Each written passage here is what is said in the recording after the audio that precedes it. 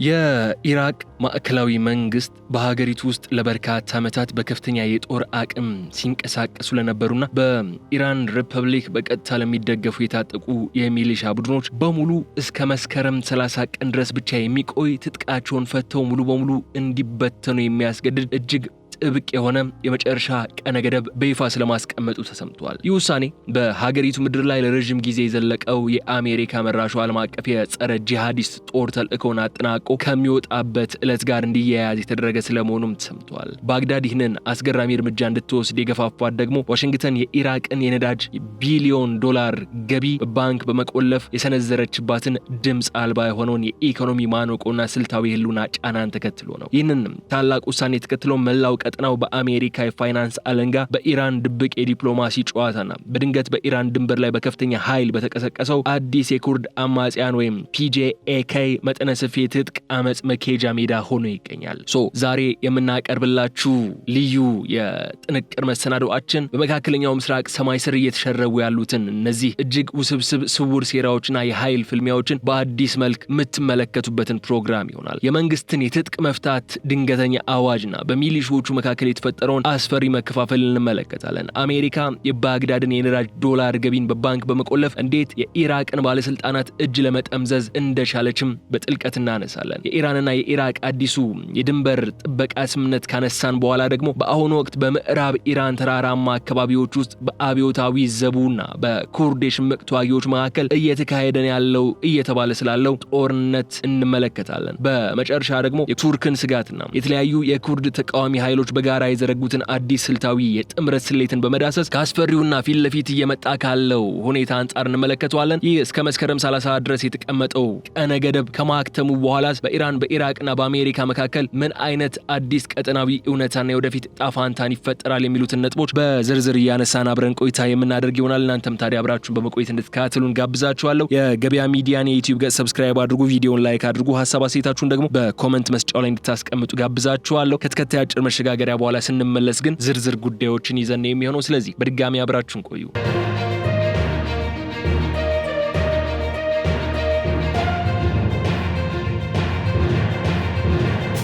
የኢራቅ ማዕከላዊ መንግስት በሀገሪቱ ውስጥ ለበርካታ ዓመታት በከፍተኛ የጦር አቅም ሲንቀሳቀሱ ለነበሩና በቀጥታም ሆነ በተዘዋዋሪ በጎረቤት ኢራን ለሚደገፉ የታጠቁ የሚሊሻ ቡድኖች በሙሉ ትጥቃቸውን ፈተው ሙሉ በሙሉ እንዲበተኑ እስከ መስከረም 30 ቀን ድረስ የሚቆይ እጅግ ጥብቅና የማይታጠፍ ቀነ ገደብ በይፋ ስለማስቀመጡ የተለያዩ የመረጃ ምንጮች እየዘገቡ ይገኛሉ። ይህ ውሳኔ በሀገሪቱ ውስጥ ለረጅም ጊዜ የዘለቀው የአሜሪካ መራሹ ጸረ ጂሃዲስት ዓለም አቀፍ ጥምረት ተልእኮ ማክተሚያ ዕለት ጋር አብሮ እንዲገጣጠም የተደረገ ስለመሆኑም ተነስቷል። የሀገሪቱ መንግስት ቃል አቀባይ ሃይዳር አልአቡዲ በሰጡት ሳምንታዊ ጋዜጣዊ መግለጫ ላይ ከተጠቀሰው ቀነ ገደብ በኋላ ከመንግስት ህጋዊ መዋቅር ውጭ የሚገኝ ማንኛውም አይነት የጦር መሳሪያ በህግ አግባብ ጥብቅ እርምጃና ህጋዊ ማስተካከያ እንደሚደረግበት በይፋ አስጠንቅቋል። በአሜሪካ ይሁንታና ሙሉ ድጋፍ በቅርቡ ወደ ስልጣን የመጡት አዲሱ የኢራቅ ጠቅላይ ሚኒስትር አሊ አልዛይዲ ዋሽንግተንን ለመጎብኘት ጥቂት ቀናት ሲቀሯቸው የወጣው ይኸው መመሪያ የጦር መሳሪያ በሀገር ደረጃ በመንግስት እጅ ብቻ መሆን አለበት የሚለውን መርህ ከተራ የፖለቲካ መፈክርነት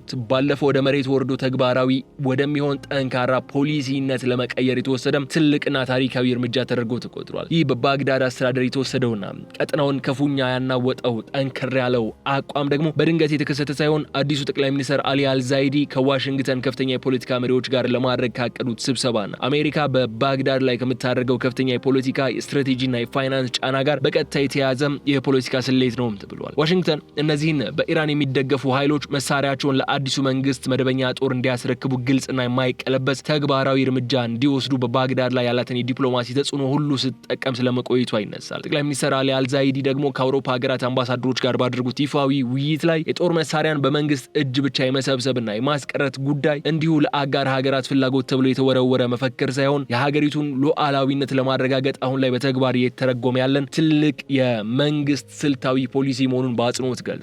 ይህ መግለጫ የሚያሳየው ደግሞ አዲሱ አስተዳደር ከአሜሪካ ጋር ያለውን ግንኙነት ወደ ላቀ ደረጃ ለማሸጋገር የሚሊሻዎችን ጉዳይ እንደ ዋነኛ ማሳያ ለመጠቀም መቁረጡን ነው የሚያሳየው። እነዚህ በኢራን የሚደገፉ ኃይሎች በኢራቅ ምድር ላይ ትልቅ መዋቅራዊ መሰረትና የህዝብ ተቀባይነትን ለመገንባት የቻሉት እንደ አውሮፓውያን አቆጣጠር ከ2003 የአሜሪካ ወረራና የሳዳም ሁሴን ውድቀት በኋላ በሀገሪቱ የተፈጠረውን የደህንነት ክፍተት ተከትሎ ሲሆን በተለይ ከ2014 ጀምሮ አሸባሪው የእስላሚክ ስቴት ወይም እስላማዊ መንግስት አይኤስ ቡድን ሀገሪቱን በወረረበት ወቅት የላቀ ወታደራዊ የፖለቲካና የፋይናንስ ተጽዕኖን ማግኘት ችሎ ነበር። በቅርብ ጊዜ ወዲህ ግን በመካከለኛው ምስራቅ ከተቀሰቀሱት ሰፊ ግጭቶችና ጦርነቶች ጋር ተያይዞ እነዚህ የህዝብ ንቅናቄ ኃይሎች ወይም ፖፑላር ሞቢላይዜሽን ፎርስስ እንዲሁም እንደ ካታብ ሂዝቦላ ያሉ ቡድኖች በኢራቅ የሚገኙ የአሜሪካ ወታደራዊ ይዞታዎችና የዲፕሎማሲ ማዕከላትን ከ600 ጊዜ በላይ ማጥቃታቸው ዋሽንግተንን ለከፍተኛ ቁጣ የዳረጋት ጉዳይ ሆኗል። ይህ ቀጣይነት ያለው ጥቃት በአሜሪካና በኢራቅ ማዕከላዊ መንግስታት መካከል ያለውን ግንኙነት ክፉኛ ከማበላሸቱም በላይ ባግዳድ እነዚህን ኃይሎች የመቆጣጠር አቅም የላትም የሚል ትልቅ ዓለም አቀፍ ትችትም እንዲሰነዘርባት አድርጎ ነበር።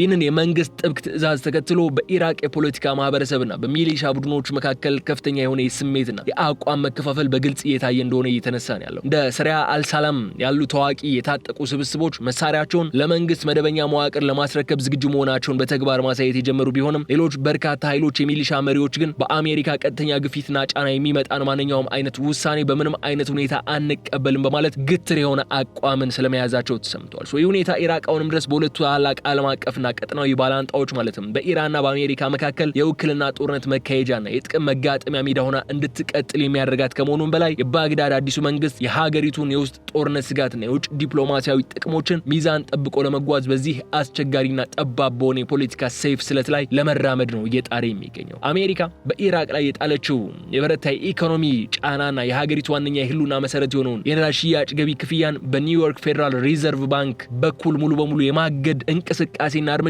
ባግዳድ ይህንን ጥብቅና አስገዳጅ የትጥቅ መፍታት ውሳኔ እንድትወስን አደረጋት የሚለውም እንደ ቀዳሚ እንዲሁም ትልቁ ስልታዊ ምክንያት ተደርጎ እየተቀመጠ ይገኛል። ዋሽንግተን ለኢራቅ መንግስት የምትሰጠውን ወሳኝ የደህንነትና የወታደራዊ ድጋፍ እንዲሁም የተቋረጠውን የዶላር የፋይናንስ ዝውውር በድጋሚ ለመጀመር እንደ ብቸኛ ቅድመ ሁኔታ ያስቀመጠችው ኢራቅ በእነዚህ በኢራን የሚደገፉና ለአሜሪካ ስጋት በሆኑት የሚሊሻ ቡድኖች ላይ ግልጽ፣ ፈጣንና ሊለካ የሚችል ትንጅብል የሆነ ህጋዊ እርምጃ መውሰድ ስትጀምር ብቻ እንደሆነ መግለጿን ነው አሁን የኢራቅ ባለስልጣናትን እየገለጹ ያሉት። ይህ ደግሞ ከፍተኛ ጭንቀት ውስጥ ከቷቸዋል። የአሜሪካ በእጇ የያዘችው የፋይናንስ መቆጣጠሪያ መሳሪያ የኢራቅን አጠቃላይ የኢኮኖሚ መዋቅርና የገበያ መረጋጋት ሙሉ በሙሉ ያናጋ ነው ተደርጎ የተወሰደው። አዲሱ የአሊ አልዛይዲ መንግስት የሀገሪቱን የውስጥ ፖለቲካ ውጥረት ወደ ጎን አድርጎ የሚሊሻዎቹን ጉዳይ በአስቸኳይና በማያሻማ ሁኔታ ለመቋጨትም እንዲገደድ ያደርገዋል። ይህ በኒውዮርክ ፌደራል ሪዘርቭ መጋዘን ውስጥ ተቆልፎ የተቀመጠው የኢራቅ የነዳጅ ሽያጭ ገቢ እንደ አውሮፓውያኑ አቆጣጠር የ2003ቱን የአሜሪካ ወረራ ካበቃ በኋላ በሁለቱ ሀገራት መካከል በተደረሰ የጋራ ስምምነት መሰረት የሚመራ በመሆኑ ዋሽንግተን የኢራቅን የውስጥ ፖለቲካ አቅጣጫ በፈለገችው ጊዜ ለመጠምዘዝ የምትጠቀምበት ፍጹም የቁጥጥር አቅም ሆኖም ቆይቷል።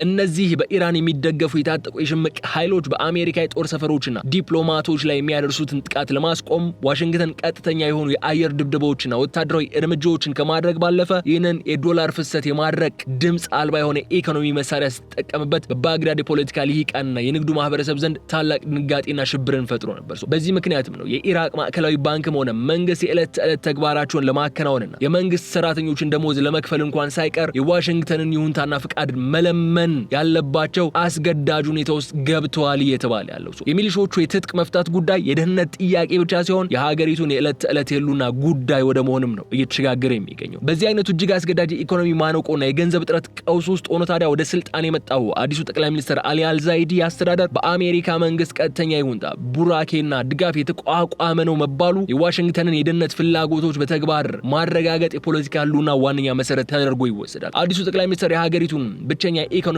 ደምስር የሆነውና የነዳጅ ገቢ በነጻነት ለመጠቀም የኢራቅን ዲናር ከውድቀት ለመታደግና የተቋረጠውን የዶላር የፋይናንስ ፍሰት በፍጥነት ለመመለስ ከፈለገ በሚሊሾቹ ላይ የማያዳግም እርምጃ መውሰድ ደግሞ እንዳለበት ጠንቅቆ ተገንዝቧል። በዚህ ምክንያትም ነው የመስከረም 30ው ቀነ ገደብ እንዲሁ በአጋጣሚ የመጣ ሳይሆን የአሜሪካ መራሹ ዓለም አቀፍ ጥምረት ጦር ከሀገሪቱ ምድር ጠቅልሎ ከሚወጣበት ዕለት ጋር እንዲያያዝ ተደርጎ በጥንቃቄ የተሰላና በአሜሪካ የደህንነት መዋቅር የተደገፈ ትልቅ የፖለቲካ ስሌት ውጤት ነው ሊባል የቻለው። ይህ የትጥቅ መፍታት ትዕዛዝ እንዲሁ የኢራቅ የኢራቅ መንግስት በራሱ ፍላጎትና ውስጣዊ ሉዓላዊ አቅም ያመነጨው ሳይሆን ሀገሪቱ ወደ ተሟላ የኢኮኖሚ ክስረትና ማህበራዊ ቀውስ አዘቅት ውስጥ እንዳትገባ ለመታደግ የተከፈለ እጅግ መራራ የፖለቲካ ዋጋ መሆኑ መረዳት ይቻላል። በባግዳድ የፖለቲካ መድረክ ላይ የሚገኙ ታዋቂና ተደማጭነት ያላቸው የፖለቲካ መሪዎችም ቢሆኑ የመንግስትን የጦር መሳሪያ በብቸኝነት የመቆጣጠር መብትን አሁን ላይ በይፋ እየደገፉትና ህዝባዊ ቅስቀሳም እያደረጉለት ነው ያለው። የሀገሪቱ ዘላቂ ሰላም፣ መረጋጋትና የፋይናንስ ህልውና ከአሜሪካ ጋር ከሚደረገው የኢኮኖሚ ስምምነትና ከዚህ የትጥቅ መፍታት ውሳኔ ሙሉ ስኬት ጋርም በቀጥታ የተቆራኘ መሆኑ ስለተገነዘቡ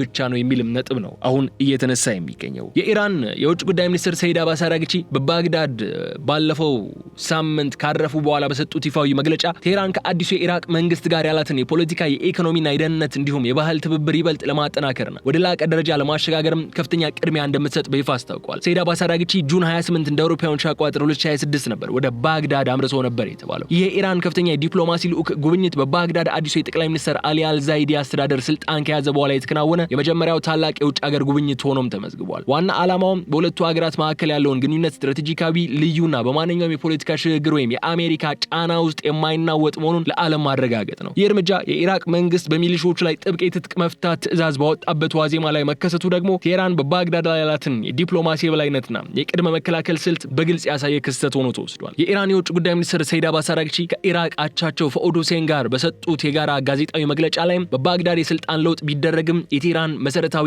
አቋምና ለኢራቅ የምትሰጠውን ታላቅ ስፍራ ፈጽሞ ለውጥ እንደማይገጥመውም በአጽንኦት ገልጿል። የኢራኑ የውጭ ጉዳይ ሚኒስትር ቃል አቀባይ እስማኤል በቃይ በበኩላቸው ሁለቱም ጎረቤታማ ሀገራት ጥልቅ ታሪካዊ፣ ባህላዊና ስልጣኔያዊ ቁርኝት ያላቸው በመሆኑ ይህንን ግንኙነት ማሳደግ የቴህራን ዘላቂ የውጭ ፖሊሲ ዋነኛ መሰረት ሆኖ እንደሚቀጥልም በማህበራዊ ትስስር ገጻቸው በይፋ አረጋግጧል። ይህ መግለጫ በተዘዋዋሪ ለአሜሪካ የተሰጠ መልእክት ነው ተደርጎ ሊቆጠር የሚገባው። ኢራን ባለፉት 2 አስርት ዓመታት በኢራቅ የፖለቲካና የደህንነት መዋቅር ውስጥ የገነባችው የብዙ ቢሊዮን ዶላር ስልታዊ ተጽዕኖና መዋቅር በዋሽንግተን የፋይናንስ ጫና ምክንያት በቀላሉ ለቃ ለመውጣት ዝግጁ እንዳልሆነች ለማሳየት ነው እየተጣረ ያለው። አራግቺ በባግዳድ በነበራቸው አጭርና ጥንቃቄ የተሞላበት የተባለው ቆይታ ከአዲሱ ጠቅላይ ሚኒስትር አሊ አልዛይዲ፣ ከፕሬዝዳንት ኒዛር አማዲና ከፓርላማ አፈ ጉባኤ ሃይባት አልሃልቡሲ ጋር ተከታታይ የሆኑ የተዘጉ በሮች ውስጥ የተካሄዱ ስብሰባዎችን አድርጓል። በእነዚህ ስብሰባዎች ላይ የኢራቅ ከፍተኛ መሪዎች ከጎረቤት ሀገራቸው ወይም ከኢራን ጋር ያላቸውን የማይነቀል ታሪካዊ ትስስር በሰፊው ያነሱ፣ አዲሱ መንግስትም ቢሆን በሁለቱ ዘርፎች የሁለትዮሽ ትብብሩን ለማጠናከርና የተጀመሩ ስምምነቶችን ለመተግበር ሙሉ በሙሉ ቁርጠኛ መሆኑን ለቴህራኑ ልዑክ ያረጋገጠበት መድረኮች ነበሩ ተብሏል። የባግዳድ መሪዎች ዲፕሎማሲያዊ አቀባበል የሚያሳዩ ደግሞ አዲሱ አስተዳደር ምንም እንኳን በአሜሪካ የፋይናንስ ድጋፍና ይሁንታ ወደ ስልጣን የመጣ ቢሆንም ከጎረቤቶቻቸውና በሀገሪቱ ውስጥ ፖለቲካ ላይ ከፍተኛ ኃይል ካላት ኢራን ጋር የፊት ለፊት ግጭት ውስጥ መግባት ፍጹም ፖለቲካዊ ራስን ማጥፋት መሆኑ በሚገባ ስለመገንዘቡ ነው የሚያሳይ። ይህ የኢራን ይፋዊ ዲፕሎማሲያዊ ስልት በአንድ በኩል የአዲሱን የኢራቅ መንግስት ሉዓላዊነትና ህጋዊነት በሙሉ ልብ እንደሚደግፍ ለዓለም ያሳየ፣ በሌላ በኩል ግን በሀገሪቱ ውስጥ ያለውን የራሱን ስልታዊ የሚሊሻ መዋቅርና ይዞታ በአዲስ ህግ እንዳይፈርስ ለማስጠበቅ የሚጥርበት ድንቅ የፖለቲካ ጥበብን ነው እያሳያል።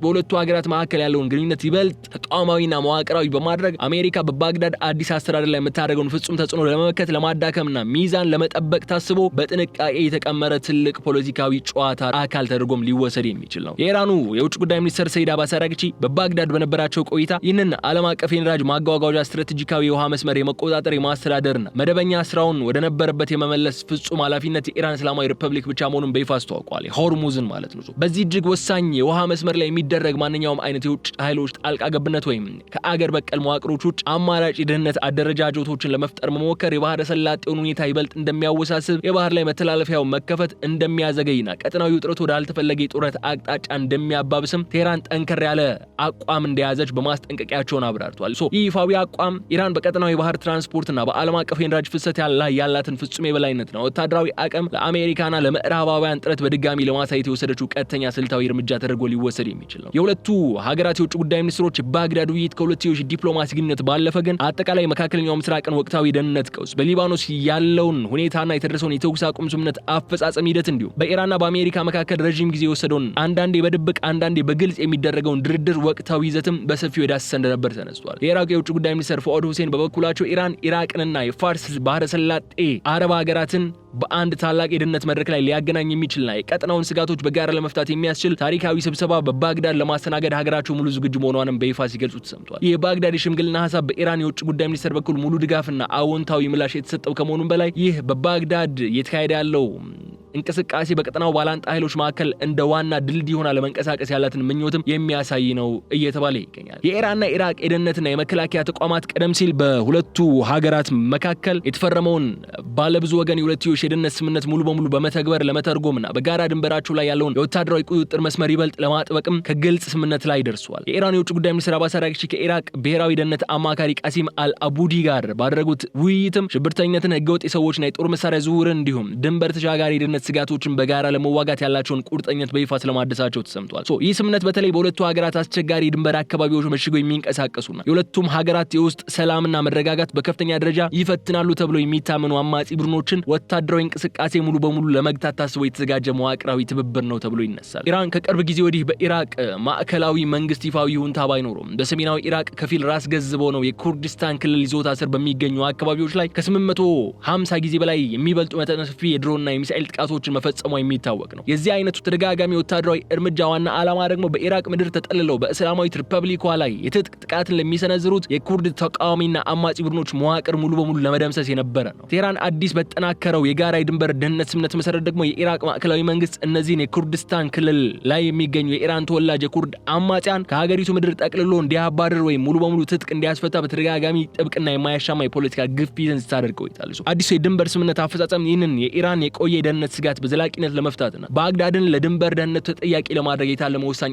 እርምጃ ነውም ተብሏል። ይህ የድንበር ደህንነት ትብብር በተለይ ለቴህራን አስተዳደር እጅግ አስፈላጊና ስልታዊ የሆነበት ምክንያት በሀገሪቱ ምዕራባዊ ድንበር መስመር ላይ እየታየ ያለው አለመረጋጋትና የታጠቁ የኩርድ ቡድኖች እንቅስቃሴ ለእስላማዊት ሪፐብሊኳ ስርዓት ውስጣዊ ህልውና ቀጥተኛና የቅርብ ስጋት በመሆናቸው ነው። በሌላ በኩል ደግሞ የኢራቅ ማዕከላዊ መንግስትም ቢሆን በሰሜናዊ የሀገሪቱ ክፍል ማለትም በኤርቢል በሚመራው የኩርዲስታን ክልል ላይ ያለውን ፍጹም የባግዳድን ሉዓላዊነትና ወታደራዊ ቁጥጥር መልሶ ለማጠናከር የቴህራንን ቀጥተኛ ወታደራዊ የደህንነትና የመረጃ ትብብርን እጅግ ያስፈልጋል።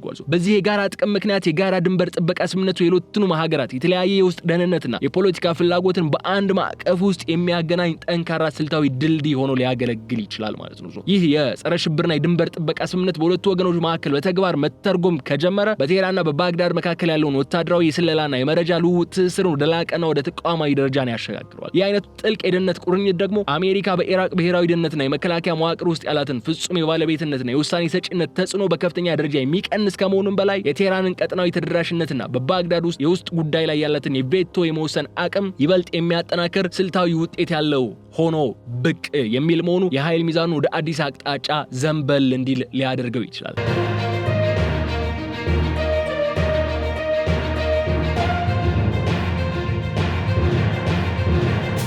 በምዕራባዊና ሰሜናዊ ምዕራባዊ የኢራን ድንበር ተራራማ ክልሎች ውስጥ በኢራን እስላማዊ አብዮታዊ ዘብ IRGCና በኩርድ ነጻነት ፓርቲ የታጠቀ ክንፍ ወይም PJAK ወይም YRK መካከል በድንገት የተቀሰቀሰው መጠነ ሰፊ ወታደራዊ ግጭትና የደህንነት መቃወስ ደግሞ ሌላኛው ከዚህ ጋር አያይዘን ማንሳት የሚገባን ጉዳይ ነው። የአዲስና ድንገተኛ ግጭት በፓቬህ፣ ባኔህ፣ ማሪቫንና ማህባድ ባሉ የኩርድ ተወላጆች በስፋት በሚኖሩባቸው ድንበር አቅራቢያ በሚገኙ ከተሞችና መንደሮች ውስጥ በከፍተኛ ፍጥነት እየተስፋፋ የሚገኝ ስለመሆኑ ተነስቷል። የኢራን መንግስታዊ ዜና ወኪል የሆነው ተስኒም ኒውስ በጥቃቶቹ ሳቢያ በርካታ የደህንነት አባላት መገደላቸውና መቁሰላቸውን በይፋ አረጋግጧል። ይህ በድንበር አካባቢዎች የታየው ያልተጠበቀ ወታደራዊ መፋጠጥና የኢራንን የውስጥ ጸጥታና መረጋጋት ከቅርብ ጊዜ ወዲህ በከፍተኛ ደረጃ የፈተነና የቴህራን ወታደራዊ ትኩረት ወደ ምዕራብ ድንበሯ እንዲዞር ያስገደደም አሳሳቢ ክስተት ሆኗል። የአዲስ ጥቃትና ወታደራዊ ግጭት የተቀሰቀሰው በኩርድ ነጻነት ፓርቲ የታጠቁ ክንፎች መካከል አማካኝነት ወይም YRK በተባለው ክንፍ አማካኝነት ሲሆን ቡድኑ በምዕራብ አዘርባይጃን ክፍለ ሀገር በሚገኘው ጋጎሽ መንደር ውስጥ የኢራን አብዮታዊ ዘብ ጦር የጀመረውን ወታደራዊ ኦፕሬሽን ለመመከት የመልሶ ማጥቃት እርምጃን መውሰዱ በይፋ ታውቋል። የሮጅሄላት የኩርድ የውስጥ መረጃ ምንጮች እንደገለጹት የታጠቁ ግጭቶች አሁን ላይ በሶስት ትላልቅ የኢራን ክፍለ ሀገራት ውስጥ ማለትም በምዕራብ አዘርባይጃን፣ በኮርዲስታንና በኬርማንሻህ ውስጥ በስፋት እየተስፋፋ የሚገኙ ስለመሆኑ ገልጿል። ይህም በክልሉ ውስጥ ያለውን ወታደራዊ ፍጥጫ ወደ ከፍተኛ ደረጃ ያሸጋገረ ሆኗል። በእነዚህ ተከታታይ ጥቃቶች የኢራን የመንግስት ፖሊሲ ኬላዎች፣ የፖሊስ መኮንኖችና የአብዮታዊ ጥበቃ ጦር ወታደራዊ ይዘቶች በቀጥታ ኢላማ የተደረጉ መሆናቸው ደግሞ ግጭቱ የፊት ለፊት ጦርነት መልክ እንዲይዝ አድርጎታል። PJAK በቱርክ በሶሪያና በኢራቅ ሰሜናዊ ክፍሎች ውስጥ ለበርካታ አስርተ ዓመታት ከባድ የሽምቅ ውጊያ ሲያካሄድ ከቆየውና በዓለም አቀፍ ደረጃ ከሚታወቀው የኩርዲስታን ሰራተኞች ፓርቲ ወይም PKK ጋር ቀጥተኛ የርዕዮተ ዓለም የስትራቴጂና መዋቅራዊ ትስስር ያለው የግራ ዘመም የኩርድ ብሔርተኛ ድርጅት ነው ይባላል። ይህ ድርጅት በኢራን ውስጥ የሚንቀሳቀሱ የተለያዩ የኩርድ የፖለቲካ ኃይሎችን በማስተባበር በሀገሪቱ ውስጥ የሚነሱ ህዝባዊ ተቃውሞዎችን ለመደገፍና የቴህራንን እስላማዊ ስርዓት በትጥቅ ትግል ለመጋፈጥ የተመሰረተ ታላቅ ጥምረት አካል ነው። ቀደም ሲል ከኢራን መደበኛ ጦር ጋር ቀጥተኛ የፊት ለፊት ውጊያ ውስጥ ከመግባት ተቆጥቦና በኢራቅ ድንበር አካባቢዎች መሽጎ የነበረው ይህ ቡድን አሁን ላይ ወደ ቀጥተኛና መጠነ ሰፊ ውጊያ መግባቱ በቀጠናው አዲስ የኃይልና የደህንነት ሚዛን መፈጠሩን በግልጽ የሚያሳይ ሆኗል። ይህ የኩርድ አማጽያን የታጠቁ እንቅስቃሴዎች በቴህራን አስተዳደር ላይ ከፍተኛ ስጋትና ድንጋጤ የደቀነው አሜሪካና እስራኤል እነዚህን የኩርድ የታጠቁ ኃይሎች የኢራንን ስርዓት ከውስጥ ለመናድና የሀገሪቱን ወታደራዊ አቅም ለመከፋፈል በገንዘብና በጦር መሳሪያ ሊረዷቸው ይችላሉ የሚለውን የስለላ መረጃም በስፋት መውጣቱን ተከትሎ ነው የመጣው። የኢራን አብዮታዊ ዘብ ይህንን አማጺነት ገና ሳይቀጣጠልና ወደ ሌላ የሀገሪቱ ክፍሎች ሳይስፋፋ በኃይል ለመቅጨት ሲልም ከፍተኛ ቁጥር ያለው ወታደራዊ ኃይልና ከባድ መሳሪያዎችን ወደ ምዕራብ ድንበር አካባቢዎች እያጋዘ እንደሚገኝ ይነሳል። ሆኖም ግን የአማጺያኑ ጥቃት በተራራማው በገጠራማውና እጅግ አስቸጋሪ በሆነው የምዕራብ ኢራን መልክዓ ምድር ላይ መዋቀሩ ውጊያው ለቴህራን መደበኛ ጦር እጅግ አድካሚ የረጅም ጊዜ ሰው ኃይልና የንብረት ብክነት ሊዳርገው የሚችል የደህንነት ስጋት ይዞ የሚመጣ ስለመሆኑ ነው በስፋት እየተነሳ የሚገኘው። በምዕራብ ኢራን የተቀሰቀሰው ወታደራዊ ግጭትን ተከትሎ የጎረቤት ሀገራት እያሳዩት ያለው ስጋትና የኩርድ ተቃዋሚ ኃይሎች በጋራ ለመንቀሳቀስ የዘረጉትን አዲስ ስልታዊ ጥምረት ደግሞ በጥልቀት መመልከት ያለብን ሌላኛው ጉዳይ ነው። ቱርክን ጨምሮ በርካታ የቀጠናው ሀገራት በኢራን ምዕራባዊ ግዛት ውስጥ የተቀሰቀሰውን የኩርድ አማጺያን ንቅናቄ በከፍተኛ ስጋት፣ ጥንቃቄና ድንጋጤ ነው እየተከታተሉት የሚገኙ። በተለይ አንካራ የኩርዲስታን ሰራተኞች ፓርቲ ወይም ፒኬኬ ድንበር ተሻጋሪ ክንፎችን አዲስ የኢራን አመጽ እንደ መልካም አጋጣሚን በመጠቀም በቀጠናው ይበልጥ እንዳይጠናከሩና አዲስ ይዞታን እንዳይፈጥሩ በእጅጉ ትሰጋለች። ቱርክ በገዛ ሀገሯ ውስጥ ካለው የፒኬኬ መዋቅር ጋር የረጅም ጊዜ ሰላማዊ ስምምነት ለማድረግና ትጥቅ ለማስፈታት አዳዲስ ስልታዊ ጥረቶችን እያደረገች ባለችበት በዚህ ወሳኝ ወቅት በጎረቤት ኢራን ውስጥ አዲስና መጠነ ሰፊ የኩርድ አመጽ መቀስቀሱ የአንካራን አጠቃላይ ቀጠናዊ የደህንነት ስትራቴጂ ሊያናጋውና አዳዲስ ስጋቶችን ሊወልድ ይችላል በሚልም ቀጠናዊ ኃይሎች የአማጺያኑን ወታደራዊ እንቅስቃሴ በከፍተኛ ንቃትን እየገመገሙት ነው የሚገኙት። በኢራን እስላማዊ ሪፐብሊክ ውስጥ ለበርካታ ዓመታት በተበታተነ መልኩ ይንቀሳቀሱ የነበሩ የተለያዩ የኩርድ የፖለቲካና የታጠቁ ድርጅቶች ማለትም እንደ ፒዲኬአይ፣ ኮማላ፣ ፒኤኬ፣ ካባት ያሉ ታዋቂ ቡድኖች ከቅርብ ወራት ወዲህ በመካከላቸው የነበረውን የቆየ የርዕዮተ ዓለምና ስልት ልዩነቶችን ወደ ጎን በመተው ከቴህራን አገዛዝ ጋር በሚደረገው ቀጣይ አጠቃላይ የነጻነት ትግል ዙሪያ የተጠናከረ የጋራ ውይይቶችና ስልታዊ ወታደራዊ ዝግጅቶችን በሚስጥር ሲያደርጉ ቆይቷልም ይባላል። እነዚህ የተለያዩ ቡድኖች ቀደም ሲል በኢራን መንግስት ላይ ሰፊና የፊት ለፊት ወታደራዊ ጥቃትን ለመክፈት ከፍተኛ ጥንቃቄ አድርገው የሚንቀሳቀሱ የነበሩና ጥቃታቸውን ይገድቡ የነበረ ቢሆንም አሁን ላይ ግን ከፒጄኤኬ ጋራ በጋራና በተቀናጀ መልኩ ለመንቀሳቀስ እያሳዩት ያለው አዲስ ወታደራዊ መነሳሳት የኢራንን የውስጥ ደህንነት መዋቅር ይበልጥ አስጨናቂና ውስብስብ እንዲሆን አድርጎታል። የአዲስ የተመሰረተው የኩርድ ኃይሎች ስልታዊ ጥምረት ደግሞ ለወደፊቱ መላው የኢራን ምዕራባዊ ግዛት ሊያናጋ የሚችል የተቀናጀ የውስጥ አመጽና የሽምቅ ውጊያ ዋነኛ መነሻ ሊሆን ይችላል ተብሎም በቴህራን ከፍተኛ ባለስልጣናት ዘንድ ይፈራል።